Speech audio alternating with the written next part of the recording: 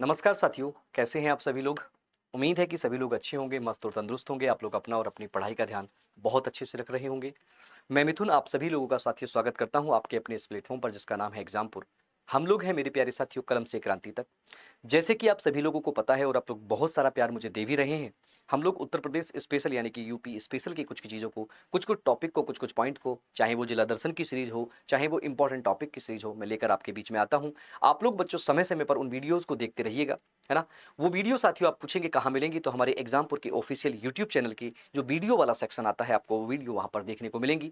10 से 15 मिनट की ये वीडियो रहती है। एक टॉपिक को हम लोग बहुत अच्छे तरीके से जितने क्वेश्चंस आपके एग्जाम में पूछे जा सकते हैं उत्तर प्रदेश स्पेशल के, उन सारे क्वेश्चन को ध्यान में रखते हुए और भविष्य में जो क्वेश्चंस आ सकते हैं उनको ध्यान में रखते हुए ये 10 मिनट की साथियों वीडियो आप लोगों को तक लेकर आते हैं। ऐसी ही एक वीडियो के साथ आपका भाई, आपका मेंटर, आपका टीचर आपके बीच में है। बच्चों, आज हम लोग उत्तर प्रदेश में सांस्कृतिक कुछ साथियों संगठन और कुछ संग्रहालय और कुछ साथियों जो व्यवस्थाएं हैं, संगठन हैं, उनके बारे में बात करने वाले हैं। उनकी स्थापना से उनके रिलेटेड या उनसे सारी जो चीज़ें हैं उनसे रिलेटेड आप लोगों तक मैं ये बातें पहुंचाना चाहता हूं, क्योंकि ऐसा देखा गया है कि अक्सर बच्चों 1 से 2 क्वेश्चंस इन सेगमेंट से आते हैं और ये सेगमेंट्स पढ़ने के लिए बच्चे बड़ा परेशान रहते हैं, क्योंकि उनको अलग अलग किताबों की तरफ मूव करना होता है, अलग अलग जगह जाना होता है। तो वन शॉट सोल्यूशन के लिए बच्चों ये 10 मिनट की वीडियो आप लोगों के लिए बहुत ही कारगर साबित होगी। आप अपनी परीक्षा की तरफ आगे बढ़ेंगे, ये मेरा पूरा विश्वास है, और अपनी मेहनत को ऐसे ही सुदृढ़ करेंगे। आपका टाइम साथियों बहुत इंपॉर्टेंट है, तो जल्दी से हम लोग इस टाइम, आपके टाइम को ध्यान में रखते हुए इस टॉपिक को शुरू करते हैं। जिस टॉपिक पे बच्चे आज हम लोग करने वाले हैं, उत्तर प्रदेश की प्रमुख सांस्कृतिक संस्थाएं, नाट्य, संगीत या भाषा एवं सांस्कृतिक विकास से जुड़ी कुछ ऐसी संस्थाएं जिनके बारे में हम लोग आपके साथ डिस्कस करेंगे। तो उत्तर प्रदेश से साथियों ऐसे कल्चरल फेस्ट या जो आपके लोक नृत्य या फिर जो भी होते हैं उनसे रिलेटेड जो इंस्टीट्यूशन हैं, जो संस्थाएं हैं, हम उनके ऊपर बात करने वाले हैं। एक एक को बड़े अच्छे से देखिएगा और पढ़ते जाइएगा। मैं आप लोगों के लिए बच्चे बड़ा जबरदस्त तरीके से पिक्चराइजेशन के माध्यम से लेकर आया हूं, है ना? तो आइएगा, देखिए क्या बात करते हैं। बात कर रहे हैं उत्तर प्रदेश राज्य ललित कला एकेडमी कहाँ, है ना? देखिए, उत्तर प्रदेश के बारे में आपसे पूछेगा कि उत्तर प्रदेश राज्य ललित कला अकादमी कहाँ पर है, तो पहला सवाल आपका होगा आंसर, पहला आपका आंसर होगा भैया वो तो लखनऊ में है।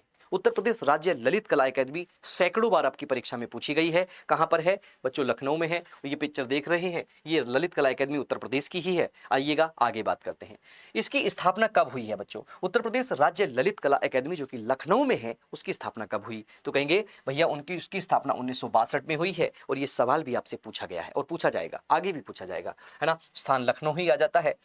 अब होता क्या है कि भैया इस एकेडमी में ये 3 चीज तो आपने बता दी कि लखनऊ में है, 62 में बनी है ना? अब होता क्या है इसके बारे में बात करते हैं। इसको बनाने का हमारा उद्देश्य क्या रहा होगा, मतलब जब लोगों ने बनाया, इसको स्टेबल किया होगा, स्थापना की होगी, तो क्या सोचकर? तो देखिए, ललित कलाओं, अब आप कहेंगे भैया ललित कलाएं होती क्या है, तो सोचिए, चित्रकला, मूर्तिकला, ग्राफिक कला, हस्तकला आदि को सबको मिलाकर एक ललित कला के बारे में बात करी गई कि ललित कलाओं के विकास और संरक्षण को प्रोत्साहन करने के लिए इस एकेडमी का स्थापना की गई। मतलब किसी की हस्तकला है, किसी की मेरे भाई चित्रकला है, किसी की मूर्ति बनाने की बढ़िया कला है, उन सारी कलाओं को प्रोत्साहन मिल सके, उनको संरक्षण मिल सके, उनको बढ़ावा मिल सके, ऐसा उत्तर प्रदेश राज्य ललित कला एकेडमी जो कि लखनऊ में 1962 में बनाई गई थी, स्थापना की गई। बात करते हैं इसके काम क्या क्या होते हैं, ये एकेडमी करती क्या क्या है। आप सोचेंगे ना कि सर ये तो ठीक है, होगा क्या इसमें? सुनिएगा। तो बच्चे, ये है क्या करती है, ये प्रदर्शनी जो लगाती है, यानी कि जो प्रदर्शनियों को, जो प्रदर्शन लगाने वाले प्रदर्शनकारी हैं उन लोग को क्या करती है, और कार्यशालाएं, कला शिविर, प्रकाशन साथियों, प्रकाशन करती है, छात्रवृत्ति और कलाकारों का सम्मान करती है। मतलब क्या करेगी, ये प्रदर्शनी लगाती है बच्चे, ये प्रदर्शनियों और कार्यशालाओं और कला शिविर का प्रकाशन करती है ना? कला शिविर का क्या करती है, प्रकाशन करती है। मतलब ये प्रदर्शनी लगाएगी, जैसे मान लो मैं बहुत अच्छा कलाकार हूं, तो ये कहीं कहीं पर अच्छे अच्छे शहरों में जाके एक प्रदर्शनी लगाएगी, उसकी कलाकारी को प्रोत्साहन देने के लिए उसकी कलाकारी को मार्केट में लगाएगी, और देखेंगे लोग, उसको खरीदेंगे और बढ़ेंगे, तो उससे उसका प्रोत्साहन मिलेगा, उससे उसको संरक्षण और साथियों उसको आर्थिक लाभ भी मिलेगा, और राज्य के साथियों कला का संवर्धन होगा, कला आगे बढ़ेगी। ऐसे ही कार्यशालाएं, मतलब कुछ लोग सीखना चाहते हैं तो बड़े बड़े कारीगर को लाकर कार्यशाला यानी कि वर्कशॉप्स कराई जाती हैं, जिससे कि लोग आगे और देख सके, समझ सके। ऐसे ही कला के शिविर लगाए जाते हैं, तो ये सारी चीजें का काम यही करती है।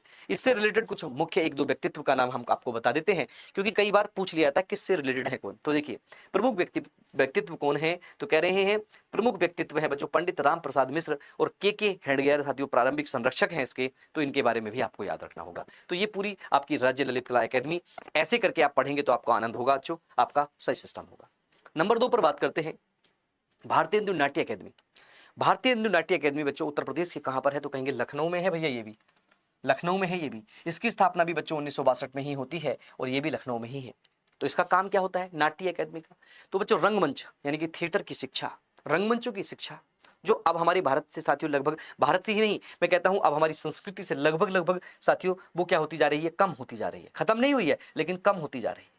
लोग आजकल सोशल मीडिया और साथियों आपके मोबाइल वाली जैसी चीज़ों पर, रील्स जैसी चीज़ों पर बढ़ गए। तो ये बच्चों क्या था रंगमंच, यानी कि आपने देखा होगा रंगमंच पर लोग आते थे, कलाकारी करते थे, राम सीता दुनिया भर के बढ़िया बढ़िया कलाकार और बढ़िया बढ़िया साथियों नाट्य कथाओं के माध्यम से अपनी अपनी संवेदनाओं को प्रस्तुत करते थे लोगों के बीच में। तो ये भी देखिएगा थिएटर की शिक्षा, प्रशिक्षण, शोध तथा नाट्य गतिविधियों का विकास हेतु, मतलब नाटक कैसे करना है, नाटक के माध्यम से कैसे हमें पब्लिक को, जो अपनी प्रजा है या जो अपनी समाज है उस समाज को जागरूक करना है। छोटे छोटे नुक्कड़ नाटक, छोटे छोटे रंगमंच, छोटे छोटे साथियों बड़े बड़े ऐतिहासिक और हमारे जो पौराणिक कथाएं हैं उनके माध्यम से लोगों के बीच में कुछ मैसेज को देना, ये इसका काम होता था। क्या था नाट्य अकेडमी का प्रमुख कार्य, नाट्य का प्रशिक्षण करना, नाट्य महोत्सव, नाटक लेखन प्रतियोगिता बनाना, है ना, रंग स्माल या भवन साथियों का प्रकाशन करना, है ना, रंग स्माल जो होते हैं, रंगमंच जो होते हैं, रंगमंच के मामले में बच्चों है ना उसका वाचन करना, उसका चर्चन करना, ये सब आपका देखना होगा। प्रमुख व्यक्तित्व बच्चों कौन थे, जगदीश चंद्र माथुर थे जो कि प्रारंभिक सहयोगी थे बच्चों, इसके प्रारंभिक सहयोगी थे, है ना, तो ये भी याद रखिएगा। तो बच्चों ये दिख रही है आप लोगों को, आप लोग देख पा रहे होंगे, ये है भारतीय हिंदू नाट्य अकेडमी लखनऊ वाली। इतनी चीज आप लोग याद कर लेंगे तो आपका काम हो जाएगा। दूसरा देखिए, दूसरा है भारत खंडे संगीत संस्थान। ये बच्चों एक डीम्ड यूनिवर्सिटी है, ये एक डीम्ड यूनिवर्सिटी है मेरे भाई, भारत खंडे संगीत संस्थान। क्या है, भारत खंडे संगीत संस्थान डीम्ड विश्वविद्यालय का साथियों इसको दर्जा मिल गया है। 1926 में इसकी स्थापना, और ये भी कहां पर है मेरे भाई, लखनऊ में ही है। उद्देश्य क्या था इसका, उद्देश्य देखिएगा, उद्देश्य था, एम था इसका, ऑब्जेक्टिव क्या था, हिंदुस्तानी शास्त्रीय संगीत की शिक्षा एवं शोध को बढ़ावा देना। अरे हमारी हिंदुस्तानी शास्त्रीय शिक्षा जो थी वो गायब हो चुकी है और ऐसे संस्थान बच्चों अभी भी बचाए हुए हैं, ऐसे संस्थानों में अभी भी चीजें मिली। 1926 में बन गया था, हम आजाद भी नहीं हुए थे तब ये साथियों संस्थान बना हुआ था। प्रमुख कार्य थे, डिग्री और डिप्लोमा तो देते ही हैं बच्चे, ये डिग्री और डिप्लोमा पाठ्यक्रम, शोध भी होता है, संगीत भी, प्रकाशन भी होता है, परीक्षा संचालन सब कुछ यही करती है। आगे संस्थापक कौन थे ये पूछता है मेरे भाई, है ना, किसके, भारत खंडे संस्थान के संस्थापक पंडित विष्णु दिगंबर पुरस्कार थे साथियों, है ना, आप लोग याद रखना, है ना। आइए आगे चलते हैं, विशेष तथ्य के बारे में बात करते हैं इसमें। तो बच्चे इसको डीम्ड यूनिवर्सिटी का दर्जा 1986 में मिला है, ये आप लोगों को ध्यान रखना है ना। तो ये बच्चों आप लोगों का देखने को मिलेगा भारत खंडे संगीत संस्थान। आगे प्रयाग संगीत समिति प्रयागराज में है, प्रयाग संगीत समिति, इसके बारे में भी आप लोग याद रखिएगा, इसकी स्थापना भी 1926 में ही हुई थी, प्रयागराज इलाहाबाद में है। संगीत की शिक्षा, परीक्षा, संगीत के प्रचार प्रसार के कार्य करती है। प्रमुख कार्य संगीत की परीक्षा लेना साथियों, शोध करना, शोध सम्मेलन, प्रशिक्षण सम्मेलन, है ना, प्रशिक्षण सम्मेलन करना, संगीत कार्यक्रम को कराना इसका काम है। संस्थापक है बच्चों पंडित विष्णु नारायण भारत खंडे, है ना। विशेष तथ्य यह है कि विश्व की प्राचीनतम संगीत परीक्षाओं में से एक यहाँ पर आपको देखने को मिलेगी, देख रहे होंगे आप लोग इसका पूरा जबरदस्त। आगे चलते हैं, राष्ट्रीय नाट्य विद्यालय उपकेंद्र बनारस, राष्ट्रीय नाट्य विद्यालय उपकेंद्र बनारस में है, 2018 में स्थापना, नया है भाई, पूछ सकता है बनारस में है। नाटक एवं रंगमंच की व्यावसायिक शिक्षा प्रदान करना एवं रंगमंच को, है ना, रंग कर्म को सशक्त करना, सशक्त करना, है ना, उसको बढ़िया तरीके से आगे लाना। प्रमुख कार्य है 3 वर्षीय बच्चों, 3 वर्षीय डिप्लोमा देना, इसका वर्षीय, ये 3 वर्ष का डिप्लोमा देता है, 3 वर्षीय डिप्लोमा बच्चों देता है, 3 वर्ष का डिप्लोमा कोर्स, कार्यशालाएं, नाटक प्रस्तुत करता है। इसकी प्रमुख संस्था कौन सी है, राष्ट्रीय नाट्य अकादमी यानी कि एनएसडी, जो कि नई दिल्ली में है, उसके अंतर्गत ये काम करता है। ये आपसे पूछ लेता है कि ये किसके अंतर्गत काम करेगा, तो आप लोग इसको भी ध्यान रखेंगे, इसको भी आप लोग ध्यान रखेंगे मेरे भाई बहुत अच्छे से। आगे चलते हैं, हिंदी साहित्य सम्मेलन, ये भी बच्चों एक संस्था है, हिंदी साहित्य सम्मेलन। तो हिंदी साहित्य सम्मेलन की बात करें तो 1910 में मेरे भाई हिंदी साहित्य सम्मेलन की स्थापना आपको देखने को मिलेगी, प्रयागराज में मिलेगी। हिंदी भाषा और साहित्य के प्रचार प्रसार के लिए साथियों, साहित्यिक गतिविधियों को बढ़ाने के लिए काम देती है, याद रखेंगे। प्रमुख कार्य है इसके साहित्यिक सम्मेलन, प्रकाशन और साथियों पुरस्कार, ये काम है। व्यक्तित्व साथियों महावीर जी हैं, मदन मोहन मालवीय जी हैं और कामता प्रसाद गुरु प्रारंभिक सहयोगियों में से एक रहे हैं। ये बच्चों आप लोग को स्थिति देखने को मिलेगी। अगला देखते हैं, कह रहे हैं उत्तर प्रदेश उर्दू अकेदमी, उत्तर प्रदेश उर्दू अकेदमी बच्चों याद रखेंगे 1958 में स्थापना, उत्तर प्रदेश उर्दू संस्थान की 1958 में स्थापना। और इसको बच्चों अकादमी के रूप में कब बनाया गया, सवाल आपसे ये पूछता है कि अकादमी के रूप में कब बनाया गया, तो 1976 में बनाया गया, याद रखना, है ना। लखनऊ में स्थित है, उर्दू भाषा साहित्य है ना, एवं संस्कृति के विकास संरक्षण के लिए, संरक्षण एवं संवर्धन के लिए कार्य करती है। और प्रमुख कार्य है पुरस्कार देना, प्रकाशन करना, उर्दू प्रशिक्षण को सेमिनार मुशायरे वगैरह कराना। और बच्चों डॉक्टर समीम बरेल भी जो है प्रथम अध्यक्ष इसके रहे हैं। तो ये भी आप उर्दू संस्थान के बारे में याद रखिए। मैंने जो ये लिखा है ना, उर्दू संस्थान के बारे में स्थापना 1958 में हुई थी, लेकिन इसको अकादमी का दर्जा कब मिला, ये बच्चा 1976 में मिला। ये सवाल आप लोगों से पूछेगा तो आप लोग मुझे परेशान, मतलब ये नहीं कहेंगे कि भैया आपने ये नहीं बताया था। सारी चीजें देखिए। आइए आगे चलते हैं बच्चे। अब हम बात करते हैं कुछ क्वेश्चंस की, जो क्वेश्चंस आप लोगों को करने हैं उन क्वेश्चंस की बात करते हैं। कह रहे हैं भारत खंडे संगीत संस्थान की स्थापना कब हुई, तो आप लोग बताएंगे इनमें से कब हुई होगी। भारत खंडे संगीत संस्थान की स्थापना मेरे भाई आप लोग बताइएगा कब हुई होगी, तो आप कहेंगे 1926 में हुई होगी। आप कहेंगे 1926 में हुई होगी। राष्ट्रीय नाट्य विद्यालय उपकेंद्र कहां पर है, आप लोग कहेंगे भारत राष्ट्रीय नाट्य उपकेंद्र। बच्चों आप कहेंगे भैया ये तो आपने बनारस में बताया है, ये तो आपने वाराणसी में बताया है, तो बनारस में ही होगा। कुछ चीजें आप लोगों के लिए जरूरी है ना। उत्तर प्रदेश राज्य ललित कला अकादमी की स्थापना कब हुई बच्चों, ये भी आपसे पूछेगा। उत्तर प्रदेश राज्य ललित कला अकादमी की स्थापना कब हुई, तो आप लोग कहेंगे भैया इसकी स्थापना तो आप लोगों ने अभी बताया है 1962 में हुई है, 1962 में हुई है ना। आइएगा आगे देखते हैं। उत्तर प्रदेश की प्रमुख संगीत संस्थान और उसकी कुछ नृत्य विभूतियां हैं, उनके बारे में भी हम लोग जानते हैं, है ना। देखिए कैसे। बेगम अख्तर, बेगम अख्तर बच्चों जो कि क्या है, ठुमरी गायिका है, आप लोग ध्यान रखिएगा। बेगम अख्तर जो कि ठुमरी गायिका और गजल गायिका है, कहाँ की है, इनका जन्म स्थान फैजाबाद उत्तर प्रदेश का है, फैजाबाद उत्तर प्रदेश का है मेरे भाई। विष्णु नारायण भारतखंडे, विष्णु नारायण भारतखंडे शास्त्रीय गायक हैं बच्चों। स्थापना इनकी भारतखंडे विद्यापीठ की स्थापना करने वाले व्यक्ति हैं, ये भी आप लोग याद रखिए। हरिप्रसाद चौरसिया बांसुरी वादक हैं, ये जन्म स्थान इनका प्रयागराज है, इनके बारे में भी याद रखिएगा। बच्चे बिरजू महाराज जो कि कथक नृत्य हैं, जन्म स्थान इनका लखनऊ है, इनके बारे में भी याद रखिएगा, बिरजू महाराज के बारे में। तो कुछ ऐसे व्यक्तित्व हैं बच्चों जो मैं आप लोगों के लिए लेकर आया हूं इसी स्लाइड के माध्यम से। इन व्यक्तित्वों का नाम याद रखिएगा, इंपॉर्टेंट है, और किस क्षेत्र से हैं वो सब मैं आपको बताता हूं, किस क्षेत्र से हैं बता रहा हूं। आगे चलिएगा। गिरजा देवी शास्त्रीय गायिका है बच्चों, गिरजा देवी शास्त्रीय गायिका है, जिनका जन्म बनारस में हुआ था, शास्त्रीय गायिका है, आप लोग याद रखिएगा। लच्छू महाराज जी, लच्छू जी महाराज कथक के नर्तक हैं, बनारस में इनका जन्म हुआ है, ये भी आप लोग याद रखिएगा। शंभू जी महाराज नर्तक और ठुमरी गायक हैं, लखनऊ में इनका जन्म हुआ है। सितारा देवी कथक नृतांगना है, और ये भी बनारस में इनका जन्म हुआ है। तो उत्तर प्रदेश के ऐसे व्यक्ति जिनका जन्म उत्तर प्रदेश में हुआ है, सवाल पूछता है, सैकड़ों बार सवाल पूछता है, याद रखेंगे। रविशंकर जी का नाम याद रखेंगे, सितार वादक या संगीतज्ञ हैं, इनका स्थान भी बच्चों बनारस ही। तो आप लोग देख रहे हैं इनमें से 5 में से 4 तो बनारस के ही। तो बनारस बच्चों ऐसे ही महान नहीं है, बनारस उत्तर प्रदेश की बहुत महानता अलग अलग क्षेत्रों में प्रदर्शित करता है। आगे पंडित किशन महाराज जो कि तबला वादक है, स्थान है इनका कबीर चौरा, बच्चों बनारस में ही इनका जन्म हुआ है। ये सवाल पूछा है एग्जाम, ऐसे पूछता है सवाल। पागलदास बाबा जो कि साथियों जो कि मृदंगाचार्य है, मृदंग बजाते हैं। मृदंग आपने देखा होगा, छोटा सा एक ढोल होता है जो दोनों तरफ से पतला और बीच में मोटा होता है, मृदंग, वो बजाते हैं, मृदंगाचार्य है। स्थान इनका है मझोली, देवरिया में इनका जन्म हुआ है, ये भी आप लोग याद रखिएगा। कंठे महाराज तबला वादक हैं बच्चों, कबीर चौरा बनारस में ही इनका जन्म हुआ है। माननीय अवस्थी साथियों लोक गायिका है, जो कि कन्नौज में इनका जन्म हुआ है। तो जन्म के स्थान के हिसाब से भी आप लोग इनको याद रखिए। पंडित विकास महाराज अंतर्राष्ट्रीय सरोद वादक है, अंतर्राष्ट्रीय है, सरोद वादक है बच्चों। घराना कौन सा है इनका, जन्म स्थान है इनका बनारस, और बनारस घराने के ही है। श्रीमती सिद्धेश्वरी देवी शास्त्रीय गायिका है बच्चों, बनारस में ही जन्म हुआ है। राजन मिश्र हैं संगीत में साथियों राम कथावाचक हैं, बनारस में ही जन्म हुआ है। साजन मिश्र साथियों संगीत में राम कथावाचक हैं, बनारस में ही इनका जन्म हुआ है।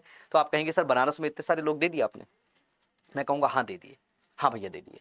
प्रदेश के प्रमुख संगीतकार और नाट्यकार में देखिए गुलाब बाई नौटंकी राजमंच की हैं, फर्रुखाबाद में जन्म हुआ है। विनोद रस्तोगी एकांकी नाटककार हैं, प्रयागराज में जन्म हुआ है। सूर्य मोहन कुलश्रेष्ठ लखनऊ में जन्म, उत्तर प्रदेश के बता रहा हूं सारे। आगे देखेंगे अनुपम जलोटा, नाम बहुत सुना होगा आपने जलोटा का, है ना, भजन गायक हैं। जलोटा जी के भजन बड़े प्रसिद्ध हैं, और स्थान है नैनीताल, तत्कालीन उत्तर प्रदेश में था उस समय पर, अब नैनीताल में पहुंच चुका है ना, यानी कि उत्तराखंड में पहुंच चुका है। डॉक्टर अनिल रस्तोगी फिल्म कलाकार हैं, जन्म स्थान लखनऊ है। ज्ञानदेव अग्निहोत्री हिंदी नाटककार हैं, अकबरपुर यानी कि कानपुर देहात का जो मुख्यालय है अकबरपुर माती, वहां के हैं।